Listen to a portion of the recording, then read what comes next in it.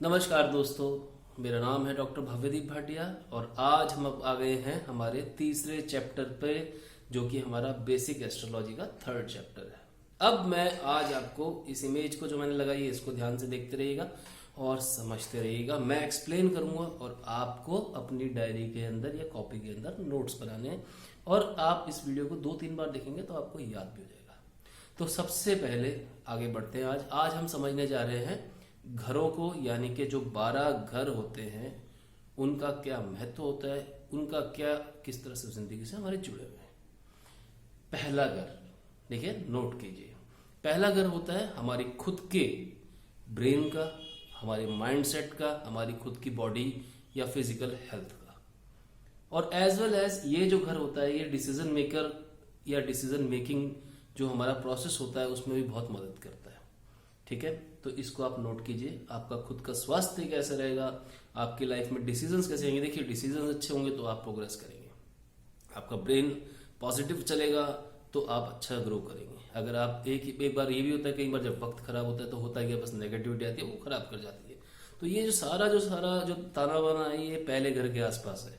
तो पहला घर सबसे इंपॉर्टेंट चीज है और ये जो घर का जो लॉर्ड होता है वही आपका गवर्निंग प्लेनेट भी माना जाता है। यानी कि ज़ोडिएक के अंदर पूर्व दिशा के अंदर जब आप पैदा होते जिस समय पे जो राशि थी, जब आप गर्भ से बाहर आए थे, वही आपका लगन साइन यानी कि आपका गवर्निंग प्लेनेट होता है। अब आगे बढ़ते हैं नंबर 2 पे। नंबर 2 आता है हमारा फाइनेंसिस का घर, हमारे परिवार का घर। और एज वेल एज मैं आपको ये बताऊंगा, ये आता है हमारे थ्रोट को रिप्रेजेंट करता है, हमारे गले को भी रिप्रेजेंट करता है।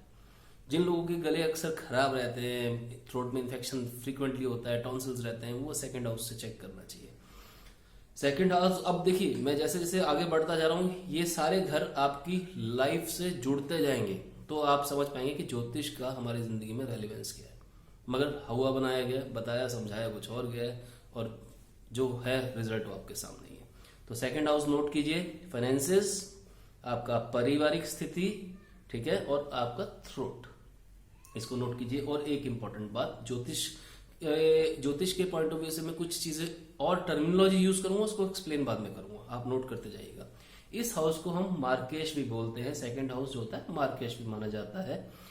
और सबसे इंपॉर्टेंट चीज है कि जिन घरों में ग्रह कलेश रहता है, ठीक है, तो फॉर एग्जाम्पल तो सेकंड हाउस का अगर लॉर्ड खराब है तो ग्रह कलेश घर में रहेंगे। किसी आदमी की फाइनेंशियल स्थिति अच्छी नहीं है या वहां पर कोई इस तरह ग्रह पड़ा है, शत्रु क्षेत्री पड़ा है, यहाँ पे नीच का ग्रह पड़ा है, तो स्थिति खराब होगी। तो इस तरह से जुड़ाव होता जाएगा एक एक ग्रह का एक एक घर से।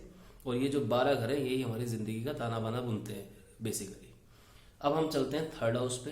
थर्ड हाउस जो होता है बेसिकली वो होता है हमारे राइट हैंड को रिप्रेजेंट करता है, प्लस आपके छोटे भाई बहनों का हाथ भी वही, मतलब वो घर भी वही होता है। एज वेल एज आपके पराक्रम का, जो आप कहते हैं, कई आदमी ऐसे होते हैं कहते हैं बाहुबली है, हम कहने को कह देते हैं, बट थर्ड हाउस के अंदर अगर स्ट्रॉन्ग प्लैनेट बैठे हैं तो नेचुरली वो आपको सोशली बहुत स्ट्रॉन्ग कर देंगे और इवन तक फिजिकली भी आपको स्ट्रॉन्ग कर देंगे।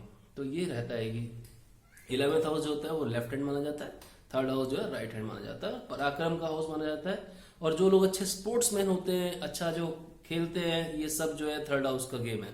थर्ड हाउस का लॉर्ड उच्च का है तो अच्छा स्पोर्ट्समैन बनेगा बंदा। तो ये नोट कीजिए सारी बातें।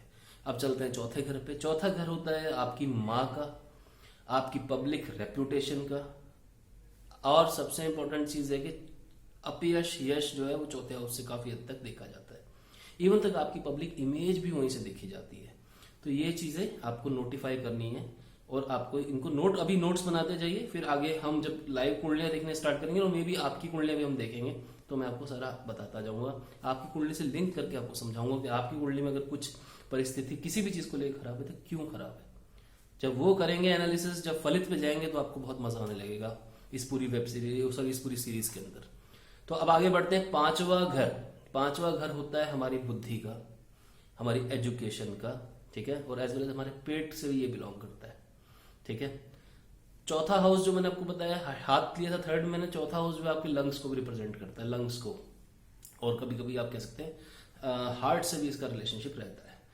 ओवरऑल चेस्ट वाला जो एरिया वो कवर करता है। फिफ्थ हाउस जो है फिर पेट पे आता है। पेट यानी कि अगर किसी को बंदे को पथरी फ्रीक्वेंट रहती है, पेट से रिलेटेड हो गए तो है डेफिनेटली। या फिर एक ये घर बड़ा इंपॉर्टेंट रोल प्ले करता है, जो लोग शेयर बाजार में आते हैं, सट्टा या शेयर बाजार मार्केट में जो काम करते हैं उनका फिफ्थ हाउस पक्का देख लो। अगर जो लॉस खा रहा है बंदा, फ्रिक्वेंटली उसको मना कर दो तुरंत मत खेले या ना करे इन्वेस्ट शेयर मार्केट्स के अंदर। स्पेक्यूलेशन या सट्टा बोलते हैं, फिफ्थ हाउस से देखना चाहिए।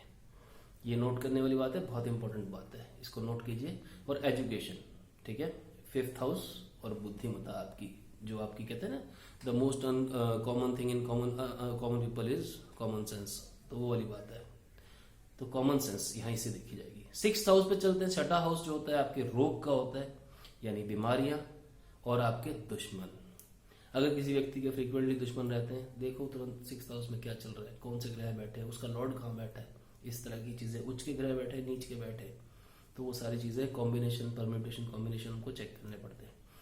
तो रोग और दुश्मन, और यहाँ से। और एक और बताऊंगा आपको इम्पोर्टेंट बात, जिस तरह से हमारे छोटे भाई बहन देखे जाते हैं थर्ड हाउस से, तो हमारी माँ का घर मैंने आपको फोर्थ हाउस बताया था, तब फोर्थ के जब थर्ड हाउस देखेंगे, फोर्थ से जो तीसरा घर है वो छठा घर है।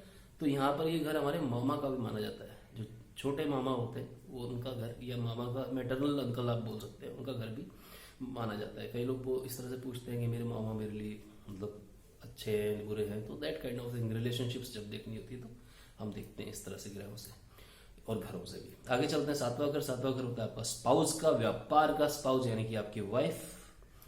और अगर अब सातवें घर में अगर मान लो मलिन ग्रह पड़े हैं, सेपरेटिव्स के ग्रह पड़े हैं, तो आप पाएंगे कि हाँ डाइवोर्स हो रहा है, इट इज वेरी फ्रीक्वेंट। अब सातवां घर व्यापार, अब किसको व्यापार करना चाहिए किसको नहीं करना चाहिए, अगेन सेवंथ हाउस में उच्च के ग्रह, बीच के ग्रह और सेवंथ हाउस का लॉर्ड वो कहाँ बैठा है, ये सब हम लाइव देखेंगे जब हम कुंडलियां जज करनी स्टार्ट करेंगे।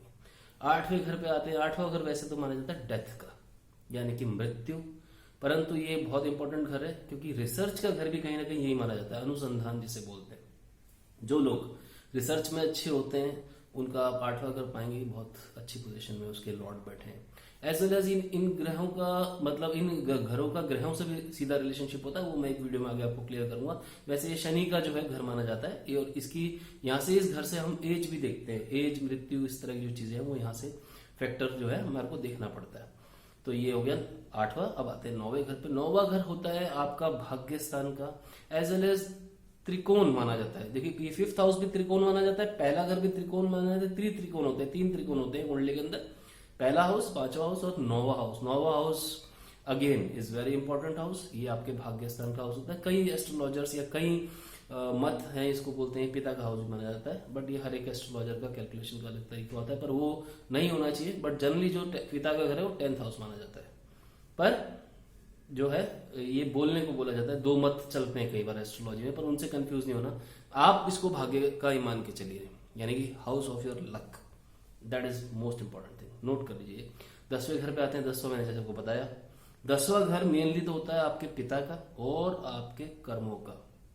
आपका जॉब किस तरह का होगा, आपकी जॉब का किस तरह का फंक्शनिंग होगा, आप किस तरह का काम करेंगे, आप किस तरह के काम में माहिर होंगे, आपकी रुचियां किस तरफ होंगी, दैट काइंड ऑफ थिंग।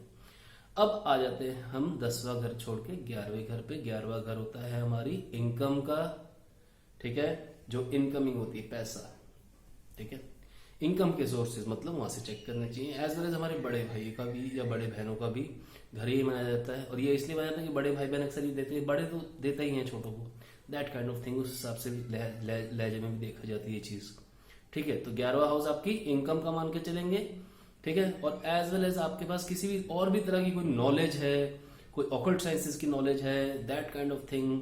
जैसे 11वें हाउस में गुरु पड़ा है तो आदमी को बहुत एजुकेटेड बना देता है, मतलब इनकमिंग की रिसोर्स, चाहे वो ज्ञान की इनकमिंग हो रही है, चाहे वो पैसे की इनकमिंग हो रही है, ठीक है जी, यहाँ तक क्लियर हो गया। अब आ रहे हैं 12वें घर पे। 12वां घर जो होता है आपके खर्चों का घर होता है, यानी कि आपके एक्सपेंसेस। वहां पे अगर ज्यादा अच्छे ग्रह नहीं पड़े तो आप पाएंगे कि वहां पे खर्चे होते हैं, दैट काइंड ऑफ थिंग ज्यादा होते हैं कंपैरेटिवली। इनकम ज्यादा है, लोग अक्सर ये वेरी जेन्युइन प्रॉब्लम कि सर इनकम कम है खर्चे ज्यादा है, तो वो सारा कंपैरिजन वहां से करना होगा। और 12वां घर होता है विदेश यात्रा का भी, और एज वेल एज जेल यात्रा का भी घर वही होता है, तो ये सारी चीजें नोट कर लीजिए। तो काफी हद तक जब हम कैरेक्टर एनालिसिस करते हैं तो 12वें घर की स्थिति भी हम चेक करते हैं कि एक व्यक्ति का जो कैरेक्टर है, चरित्र है, वो किस तरह का हो सकता है।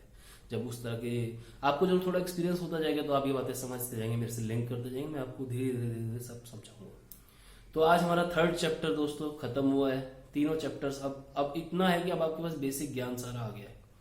अब जो है हम चलेंगे चौथे चैप्टर पे, और चौथा चैप्टर में मैं आपको अब समझाने जाऊंगा ग्रहों के जो उच्चत्व और नीचत्व कैसे देखा जाते हैं, कौन सा ग्रह कौन सी राशि में उच्च का है, कौन सी राशि में नीच का है। That I will explain you in my next chapter. और उसके बाद फिर हम एंटर होंगे मोस्ट प्रोबेबली, एक आधा चैप्टर और आया तो आया, उसके बाद नहीं तो हम फिर हॉरोस्कोप्स के अंदर लाइव प्रैक्टिकल एंटर होंगे, जहां पर मैं आपको बोलूंगा कि आप अपने date of birth time place हमें कमेंट बॉक्स में दीजिए और फिर हम आपका हॉरोस्कोप एनालिसिस भी शुरू करेंगे। तो दोस्तों आज के लिए इजाजत चाहूंगा, और फिर से आप लोगों का बहुत बहुत धन्यवाद इतना प्यार देने के लिए, और डॉक्टर भवेदीप भाटिया के साथ बने रहने के लिए आपका हार्दिक धन्यवाद। Thank you.